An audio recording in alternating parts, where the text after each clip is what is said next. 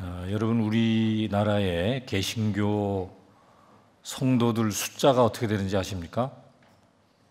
한 3년 전에 그 통계청에서 발표가 나왔는데요. 967만 이렇게 발표가 됐었습니다.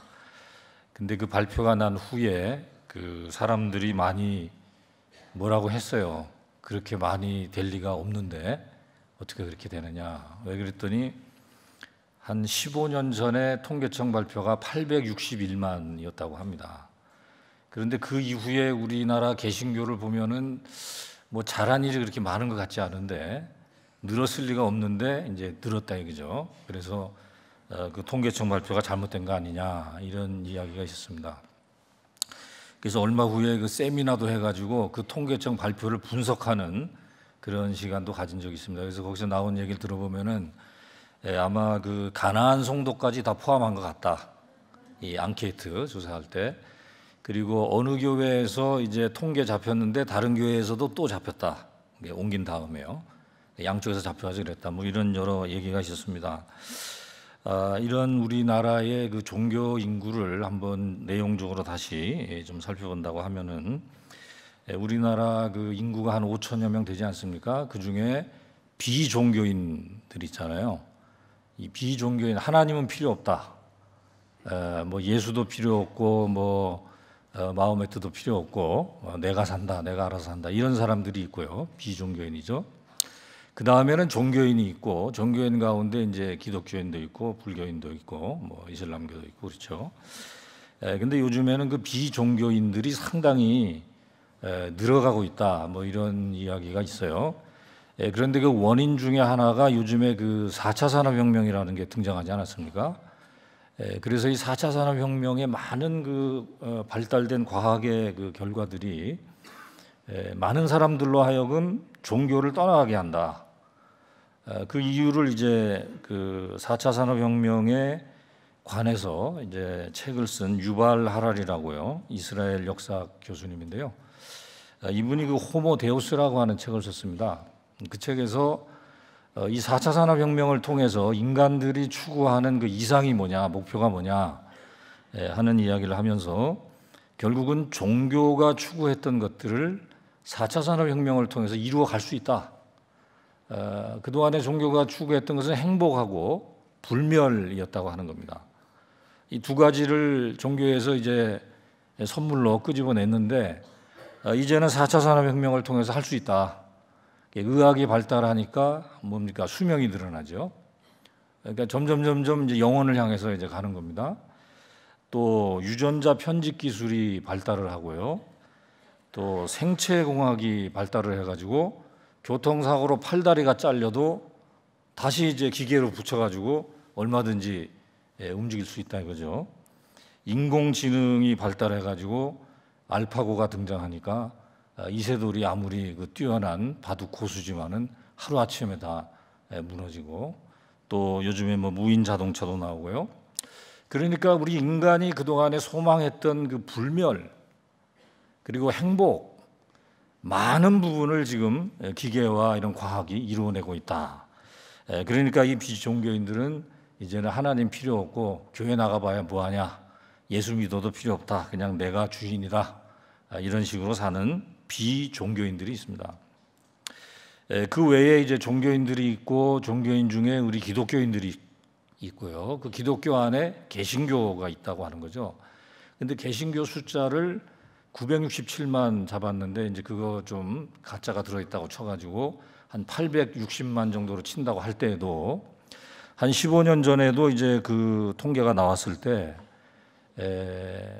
이단 연구자들이 얘기했어요. 이단 전문적으로 연구하시는 분들이 그 중에 861만 중에 200만이 이단이랍니다.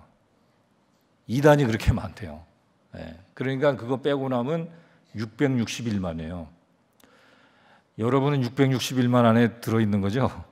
그래서 우리는 예수님을 믿는 사람들이라고 얘기하는 우리 복음적 정신으로 믿는다고 하는데요.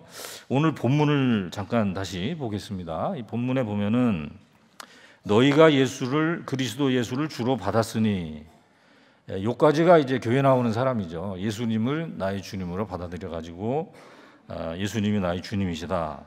그런데 바울의 권면은 그 다음을 얘기하고 있습니다. 예수님을 주로 받은 데서 끝나지 말고 그 안에서 행하고 그 안에 뿌리를 받고 정말로 하나님의 자녀의 삶을 살아라 하는 것을 이야기해 주고 있는 것입니다. 그러면 이 본문을 가지고 우리가 생각해 보면은 그 661만 중에도 예수님을 구주로 받아들였지만은 그 안에서 행하지 않는 사람들이 있을 수 있다는 겁니다.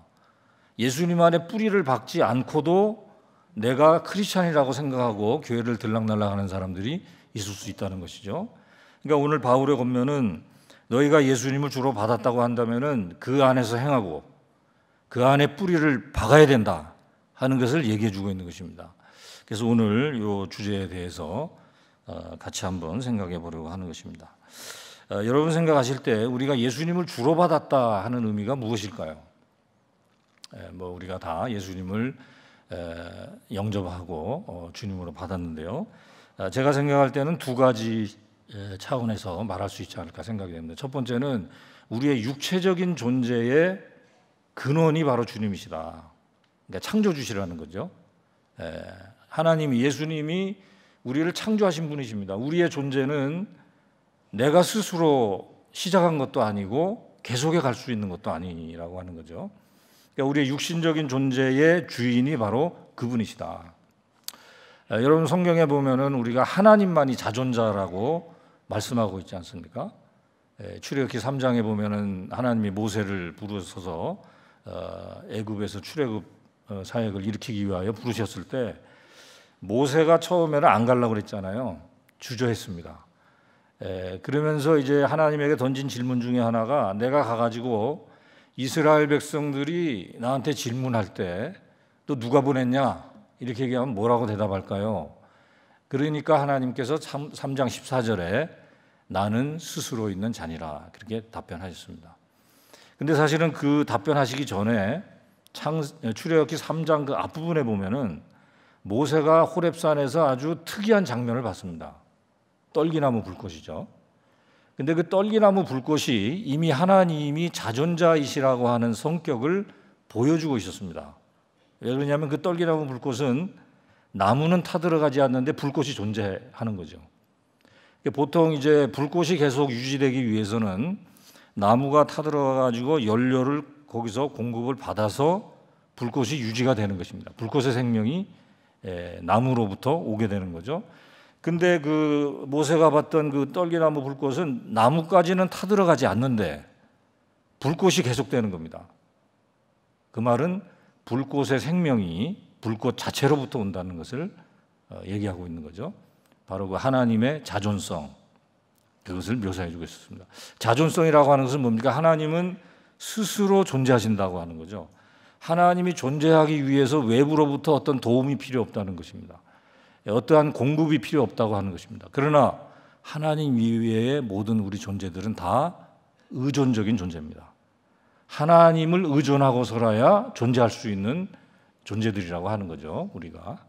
그러니까 우리가 예수님을 주로 받았다고 하는 것은 나의 육체적인 차원의 존재도 그분을 의존하고서야 시작할 수 있었고 오늘도 계속할 수 있다 하는 것을 인정하는 것입니다.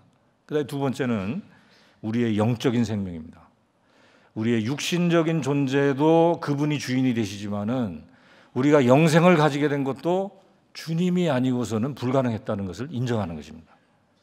그러니까 우리의 육적인 차원의 삶, 또 우리의 영적인 생명의 근원, 그 모든 것은 그분으로부터 온다 하는 것을 인정하는 것이 예수님을 주로 받았다고 하는 것이죠. 여러분 이 세상에 4차 산업혁명이 아무리 발달하고 생체공학이 발달을 하고 인공지능이 뛰어나다 하더라도 영생을 우리에게는 줄 수 없는 줄로 믿습니다. 예수님만이 우리의 영적인 생명의 주인이 되시는 것입니다. 그것까지는 우리가 다 받아들이고 있는 내용이죠. 자, 오늘은 그 다음을 이제 생각을 해보려고 하는 것입니다. 우리가 예수님을 주로 받았어요. 예수님이 나의 육체적인 생명의 주인이 되시고 근원이 되시고 나의 영생의 주인이 되시고 근원이 되신다고 하는 것을 인정을 했으면 그러면 그것을 인정한 것에 걸맞는 삶을 살아야 된다라고 하는 거죠. 예수님이 나의 모든 존재의 근원이고 나의 모든 존재로부터 영광을 받으셔야 하는 분이시라고 하는 것을 우리가 인정한다고 하면은 그분 안에 뿌리를 내려야 된다고 하는 것입니다. 예수님 안에 뿌리를 내리는 것이 무슨 의미일까? 우리가 이제 예수 믿은 다음에 신앙생활을 하고 또 교회에서 봉사도 하고 또 직분도 받고 또 뭐 교계적으로도 활동도 할 수 있고요. 여러 가지 이제 기독교 유관 기관에서 일을 할 수가 있습니다. 그런데 우리가 그런 일들을 감당할 때에 그런 일들을 감당하게 되는 근본적인 출발점이 나 마음의 동기가 어디에서 나오느냐라고 하는 것입니다. 우리가 물론 하나님의 영광을 위해서 일한다고 하고 주님의 나라를 위해서 일한다고 하면서도 때때로 우리가 자기 중심적인 동기를 가지고 할 수 있다라고 하는 것입니다. 그것은 아직도 우리가 주님 안에 뿌리를 내리고 있지 못한 것이다. 우리가 교회 안에서 행하는 크고 작은 일들, 뭐 성가대원으로 한다든지 교사, 주일학교 교사를 한다든지 뭐 순장을 한다든지 직분을 맡아서 한다든지 혹은 교육자가 된다든지 우리가 주님 안에서 받은 모든 그 직분들 봉사를 하고 사역을 하고 선교 사역을 하고 선행을 하고 하는 이 모든 일들이 과연 주님께로 향한 일인가? 주님만을 바라보고 하는 일인가? 어떤 나 자신의 어떤 무엇을 위해서 하고 있지 않는가? 라고 하는 것을 좀 잘 생각해 볼 필요가 있다고 하는 것입니다. 만약에 여전히 나 자신의 어떤 무엇을 위한 것이 있다고 하면은 아직까지 온전히 그 뿌리가 주님 안에 박혀 있지 않은 것일 수도 있다라고 하는 것이죠. 여러분 우리 합동 측하고 통합 측에서 지난 몇 년간에 골머리를 앓았던 사건들이 각각 하나씩 있었습니다. 여러분 뭐 대충 다 아시겠습니다만은 우리 합동 측에는 이제 총신 사태 여러분 뭐 잘 아시겠죠. 우리 송 목사님도 여러 차례 오셔가지고 참 총신에 큰 힘이 되도록 이렇게 계속적으로도 지금도 봉사하고 계십니다만은 지난 우리 총신 사태 동안에 총장이 이제 구속이 되고 이제 다음 총장을 뽑게 되는 그 어간에 제가 어떤 신대원 졸업하신 전도사님으로부터 얘기를 들은 게 있어요. 무슨 얘기를 했냐 하니까 나는 다음에 예수 믿는 총장이 섰으면 좋겠다. 그런 이야기를 했습니다. 그럼 당연히 예수 믿는 사람이 쓰지 그럼 뭐 다 목사님 뭐 이렇게 후보인데 무슨 소리냐 했더니 제가 가만 생각해 보니까 그 이전에 하신 분이 아마 예수 믿은 사람이 아니다라는 생각을 했는지 모르겠어요. 왜냐하면 총장을 하면서도 뇌물수수도 하고 뭐 법정 구속도 되고 여러 가지 총신을 사유화시키려고 하는 그런 마음을 가지고서 했다라고 결론이 난 거거든요. 교육부 감사에서도 그렇게 결론이 나고 그러니까 우리가 뭐 총장이 된다 하더라도 우리가 정말 진지하게 생각하지 않으면은 여전히 명분은 뭐 개혁 신학이고 총신을 위한 것이라고 하면서도 자기중심적인 동기가 있을 수 있다고 하는 것입니다. 여러분 또 통합 측에서는 그 최대 이슈가 최근에 목회자 담임 목사 세습 그거잖아요. 이번에 총회에서 그거를 근데 통과시켰어요. 뭐 그래도 통합은 참 다행인 게 그런 것이 이슈가 된다는 것이 참 대단한 겁니다. 우리 합동은 아직 이슈도 되지 않아요. 총회에서 거론되지 않고 있는데 그 문제도 우리가 어떻게 보면은 정말로 하나님의 영광을 위해서 그 세습을 주장하고 있는지 아니면 어떤 개인의 그런 유익을 위해서 하고 있는 것이 아닌지 이런 생각을 하게 되는 거죠. 여러분 사실 큰 교회에 그런 어두운 문제도 있습니다만은 동시에 우리 한국 교회 보면은 요즘에 그 분립 개척하는 교회들이 많습니다. 얼마나 참 멋있는 모습인지 몰라요. 분립 개척. 그러니까 교회에 문제가 생겨지고 갈라지는 게 아니고 하나님의 교회를 더 풍성하게 하기 위해서 부목사님을 담임 목사로 세워가지고 파송하는 거죠. 분립 개척하는 거죠. 근데 제가 들은 어떤 목사님은 분립 개척을 4번 했어요. 근데 마지막 4번째는 자기가 나갔어요. 담임 목사님이 나간 겁니다. 부목사를 담임 목사 세워놓고 나갔어요. 그러니까 무슨 얘기입니까? 이 목사님의 생각에는 교회는 내가 아무리 개척을 하고 뭐 오래 목회를 했어도 교회는 주님의 교회다 하는 생각을 가지고 있는 거죠. 그러니까 그게 가능하죠. 내가 개척하고 뭐 20, 30년 했기 때문에 이건 내 거다라는 생각이 들면 거기서 이제 세습 이런 게 삐져나올 수가 있는 겁니다. 근데 그것이 정말 뭐 주님을 위해서 할 수도 있겠죠. 그러나 우리는 사실 그 사람 마음을 알 수는 없지만은 과연 그럴까? 자기중심적인 동기가 있지 않을까 하는 생각을 해볼 수 있다는 것입니다.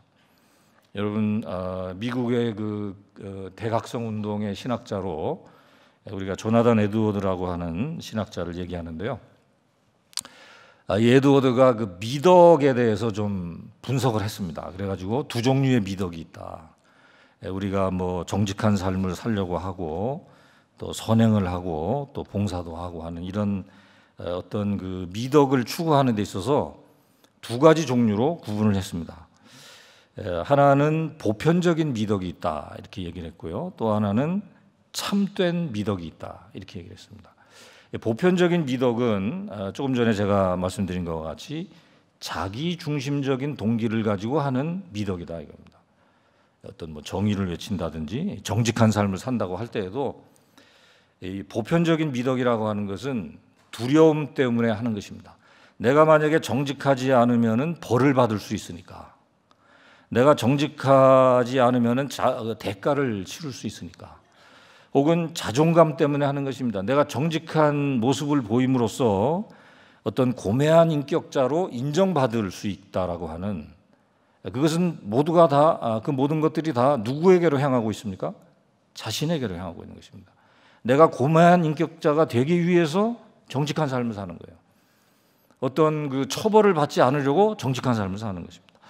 우리가 봉사하고 선행을 하고 이런 것들도 내가 많이 봉사하고 어려운 사람 많이 도와줌으로 내가 복받기 위해서 한다. 혹은 사회적으로 인정받는 위치에 서기 위해서 한다. 그러면 여전히 그게 보편적인 미덕이다 이겁니다. 자기를 위해서 한다는 겁니다. 자기 중심적인 봉사와 헌신이 된다고 하는 거죠. 에드워드가 말하기를 만약에 우리 마음속에 깊숙이 자리 잡고 있는 이 자기 중심적인 동기를 해결하지 못하는 선행과 봉사와 헌신과 희생과 직분까지도 그것은 언젠가 문제를 일으킬 수 있다. 그런 이야기를 했습니다. 우리가 예수님을 주로 받았는데 과연 정말로 예수님에게 온전히 뿌리 내리고 있는가? 그래서 이제 에드워드는 참된 미덕이 뭐냐? 참된 미덕은 주님의 아름다움에 도취돼서 봉사한다 이겁니다. 주님을 사랑하기 때문에 열심을 낸다는 것입니다. 우리가 정직한 삶을 추구하는 것도 주님의 그 영광에 도취되어져 가지고 정직한 삶을 추구한다고 하는, 그것이 바로 참된 미덕이다 하는 얘기를 했습니다.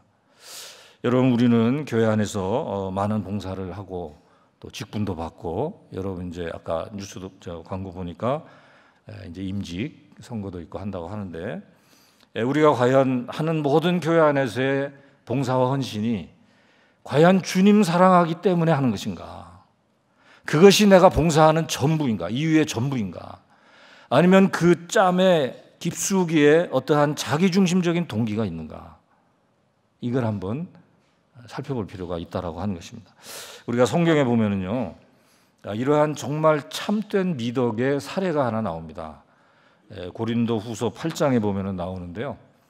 거기에는 사도 바울이 예루살렘 교회가 어려움을 겪었을 때 이 고린도 교회에 찾아가 가지고 예루살렘 교회를 좀 돕자, 구제 헌금을 거두는 그런 내용이 나옵니다. 근데 거기서 이제 사도 바울이 예로 드는 교회가 마게도냐 교회예요. 마게도냐 교회. 그 마게도냐 교회를 소개를 하면서 고린도 교회 너희들도 좀 이런 은혜에 동참을 하자. 그렇게 얘기하면서 마게도냐 교회를 소개하는데 그 소개하는 내용이 2절입니다. 2절을 한번 같이 읽어보겠습니다. 시작. 혼란이 많은 시련 가운데서 그들의 넘치는 기쁨과 극심한 가난이 그들의 풍성한 연보를 넘치도록 하게 하였느니라. 아멘. 이 마게도냐 교회의 성도들이 헌신한 모습을 보니까 이거는 좀 이해가 안 되는 겁니다. 뭐 어려운 사람 도와주고 예루살렘 어려움을 함께 나눈다고 하는 것인데 보통 우리가 사회에서 뭐 자선 사업이라든지 복지 사업 한다 그러면은 돈 많은 사람이 이제 잘 먹고 사는데 일정 부분 띄어서 주는 겁니다. 남은 거 이렇게 주고 하는 건데, 이 마게도냐 교회의 모습은 달라요. 그들은 환난 가운데 있었습니다. 많은 시련 가운데 있었는데 넘치는 기쁨으로 헌신했어요. 또 극심한 가난 속에 있었지만은 풍성한 연보를 했다고 말합니다. 이거는 뭔가 있는 겁니다.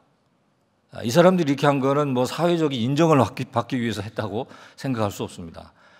우리가 뭐 좀 여유가 있고 하면 뭐 사회적인 인정도 생각하고 하지만은 극심한 가난이 있으면은 당장 먹고 사는 게 급하기 때문에 그런 거 신경 쓸 일이 없어요. 근데 저 마게도냐 교회 성도들은 저런 모습은 과연 저기에 뭔가 있다라고 하는 우리가 예상을 하게 되는데요. 설명이 5절에 가면 나옵니다. 5절 한번 또 같이 읽어보겠습니다. 시작. 우리가 바라던 것뿐 아니라 그들이 먼저 자신을 주께 드리고 또 하나님의 뜻을 따라 우리에게 주었도다. 아멘. 이 마게도냐 교회 성도들이 그와 같은 참 말도 안 되는 헌신을 하게 된 이유는 그들이 먼저 주님을 만난 것입니다. 주님께 자신을 드리고 주님과의 교제가 있었습니다. 이 주님이 어떤 분인지를 깨닫게 됐어요.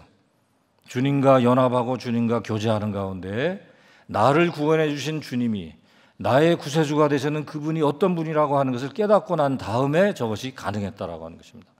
그러면 이 사람들이 깨달았던 주님은 어떤 분일까? 조금 더 내려가면은 9절에 나옵니다. 9절 또 보겠습니다. 같이 또 봅니다. 시작. 우리 주 예수 그리스도의 은혜를 너희가 알거니와 부요하신 이로써 너희를 위하여 가난하게 되심은 그의 가난함으로 말미암아 너희를 부요하게 하려 하심이라. 아멘. 마게도냐 교회 성도들이 예루살렘 교회를 위해서 헌신하기 전에, 그 헌금을 하기 전에 주님과 먼저 만나서 교제를 했어요. 근데 주님을 만나고 보니까 주님의 아름다움에 도취됐다고 볼 수 있습니다. 주님의 아름다움은 무엇입니까? 이 세상에서 가장 부유하신 분이에요. 그런데 가난한 우리를 위해서 내려오신 겁니다. 왜? 가난한 우리를 부유하게 하시기 위해서. 얼마나 멋있습니까? 여러분, 뭐 사회적으로 위치가 있는 사람이 그 전에 그 프란체스카 교황이 와가지고 뭐 가난한 사람들 돌아다니니까 와 했잖아요. 매스컴하고. 근데 예수님은 그건 될 것도 아니죠. 만왕의 왕이시고 만주의 주이시고 온 세상을 창조하신 그 왕이 세상에서 가장 부유하신 그분이 가난한 우리를 위해서 내려오셨습니다. 왜? 가난한 우리를 부유하게 하시기 위해서. 얼마나 아름다운 주님이십니까? 여러분, 이 주님을 따라가시기 바랍니다. 이 주님을 만난 사람은 그런 헌신을 할 수 있다고 하는 겁니다. 그것이 바로 참된 미덕의 출발이에요. 여러분, 내가 이 어려운 사람 도와주고 뭐 교회에서 봉사 많이 해가지고 내가 어떤 인정을 받겠다, 어떤 다른 나의 개인적인 유익을 생각해서 하는 게 아니고 주님을 만나고 보니까 야, 내가 믿고 따르는 주님이 정말 저렇게 멋있는 분이구나. 그 주님의 사랑에 도취되어서 주님의 영광에 도취되어서 헌신을 하고 봉사하고 직분을 감당하게 된다는 것입니다. 여러분, 누가복음 15장에 보면은 그 탕자의 비유가 나오죠. 이 탕자의 비유에 대한 그 티모디 켈러, 뉴욕에서 이제 미국의 뉴욕에서 도시 목회를 아주 성공적으로 하시는 그 목사님의 설명을 보면은 이렇게 얘기하고 있습니다. 그 두 아들이 다 탕자다. 둘째도 탕자지만은 첫째도 탕자다. 왜? 두 아들이 동일하게 공통점이 있습니다. 다른 점이 있었는데요. 공통점이 있어요. 두 아들이 동일하게 아버지의 재산을 노리고 있었다는 겁니다. 근데 방법이 달랐어요. 둘째는, 탕자는 나쁜 방법으로 그것을 택해서 갖고 아버지 거를 받아가지고 갚고, 첫째는 좋은 사람이 되는 쪽으로 택했다고 하는 겁니다. 그러나 아버지 집에서 열심히 일하고 나름대로 아버지를 위해서 도왔지만은 그 마음속 깊숙이에는 아버지의 재산을 챙기려고 하는 마음이 있었기 때문에 동생이 돌아와 가지고 아버지가 잔치 챙겨주니까 삐진 겁니다. 그러니까 두 사람 다 뭡니까? 자기중심적인 동기를 가지고 했다는 겁니다. 여러분, 우리가 여전히 오늘도 우리가 교회에서나 학교에서나 뭐 기독교 여러 단체에서나 열심을 낼 수 있습니다. 왜 열심을 내는가? 우리 자신을 돌아봐야 합니다. 내가 정말로 하나님의 그 사랑에 도취되어서 주님이 베푸신 그 놀라운 사랑의 그 아름다움이 너무나 멋있어서 그것에 감격해서 이 길을 가고 있는가? 내가 지금 봉사하고 있는가?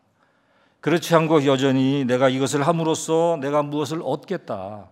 그게 명예일 수도 있겠고 사회적인 인정을 받는 것일 수도 있겠고 많은 사람들 앞에 높임을 받는 것이 될 수도 있겠고 여전히 그것은 자기중심적이다 이겁니다. 참된 미덕이 아니라고 하는 것입니다. 오늘 사도 바울은 우리에게 예수를 주로 받았으면 주님이라면 주님께만 영광이 돌려져야 되지 않겠습니까? 근데 예수님을 주님으로 받은 다음에도 여전히 내 것을 챙기려고 하는 나의 그 어떤 무엇을 가지려고 하는 이런 시도에서 벗어나라. 이제는 온전히 주님 안에 뿌리를 내려라 하는 것을 바울이 권면하고 있습니다. 오늘 3.1교회 모든 성도님들은 다 예수님을 주로 받은 줄로 믿습니다. 여러분의 봉사와 헌신과 직분의 모든 순간순간마다 오직 주님 사랑에 감격해서 헌신하고 봉사하시는 여러분이 되시기를 주님의 이름으로 축복합니다. 우리 마지막으로 빌립보서 1장 20절 말씀 한번 보겠습니다. 사도 바울의 자세입니다. 온전히 주님 안에 뿌리를 내린 그 바울의 모습입니다. 한번 같이 봅니다. 시작. 나의 간절한 기대와 소망을 따라 아무 일에든지 부끄러워하지 아니하고 지금도 전과 같이 온전히 담대하여 살든지 죽든지 내 몸에서 그리스도가 존귀하게 되게 하려 하나니. 아멘. 사도 바울은 살아서 초대교회를 위해서 봉사하고 목회하고 헌신하든지 아니면 죽든지 바울의 인생 전부는 그리스도를 존귀케 하는 그 목표를 향해서 나아가고 있었습니다. 여러분 우리도 예수님을 우리가 주로 받았으니까 이제는 오직 주님의 영광만을 위해서 주님의 나라만을 위해서 주님 감사해서 주님이 주신 은혜에 감사하고 감격하고 주님의 사랑에 감격해서 신앙생활 하시는 저와 여러분이 되기를 주님의 이름으로 축복합니다. 다 같이 한번 기도하겠습니다. 하나님 아버지, 이 세상에 많고 많은 사람들 중에 저희들을 불러주시고 하나님의 자녀 삼아주신 것을 감사합니다. 우리가 하나님의 자녀가 되어서 예수님을 주로 받았는데 이제 우리의 삶 가운데 온전히 주님만을 높이는 우리 모든 주의 백성들 다 되게 하여 주시옵소서. 우리가 어떠한 직분을 맡아서 행하든지 주의 일을 감당하든지 봉사하든지 헌신하든지 오직 주님만을 바라보며 주님의 사랑에 감사 감격해서 하나님께 영광 돌리는 우리의 모든 헌신이 될 수 있도록 축복하여 주시옵소서. 지금은 우리 주 예수 그리스도의 은혜와 하나님 아버지의 무궁하시고 극진하신 사랑하심과 성령님의 감화 감동시키시는 역사가 나를 구원해 주시고 내가 주를 삼은 그 주님을 바라보며 오직 주님의 영광만을 위하여 주님의 사랑에 감격해서 우리의 남은 생애를 살든지 죽든지 달려가기로 결심하는 3.1교회 모든 성도님들 머리 위에 지금부터 영원토록 함께 계실지어다. 아멘.